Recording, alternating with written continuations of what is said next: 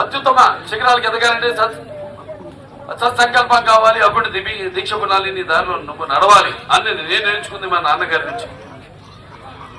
అంటారు నేయామి కర్ణాశోక్తి ప్రత్యవాయుతో విద్యతే స్వల్పమస్య ధర్మస్య త్రాయితే మహితో భయాత్ అని.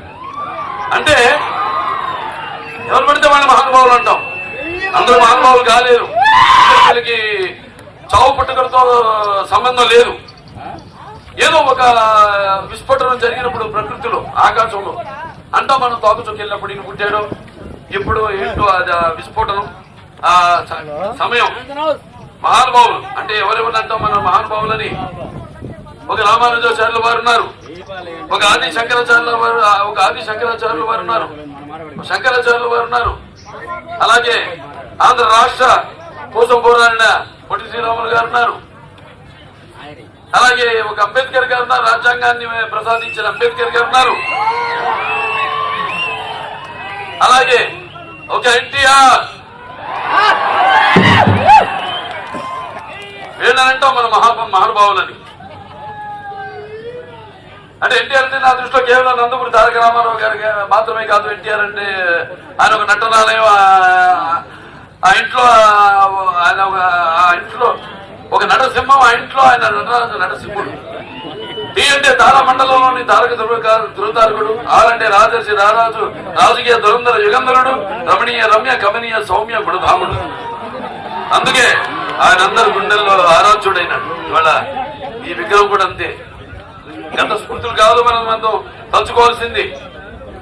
ఒక ఆదర్శమూర్తిగా ఆయన స్ఫూర్తి ప్రదాయకంగా తీసుకుని ముందుకు వెళ్ళాలి మనం.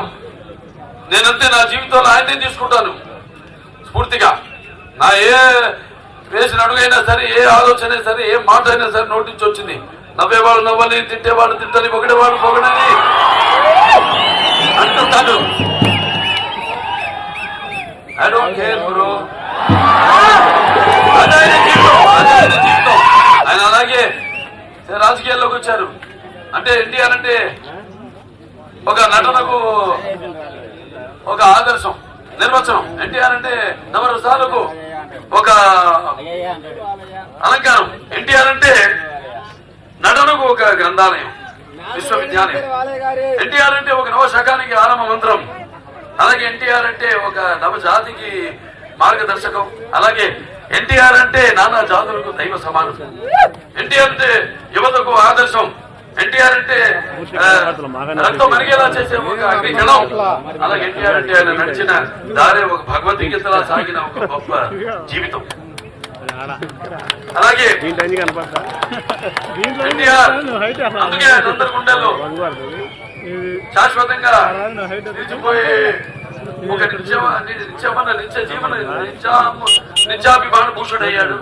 అలాగే నిండు గుండెల్లో శాశ్వతంగా నిలిచిపోయేలా ఆయన ఒక నిత్యామృతానికి ఒక దేవుడుగా మారాడు. అలాగే వర్ణం లేని చిరస్మరణీయ మహానుభావుడయ్యాడు.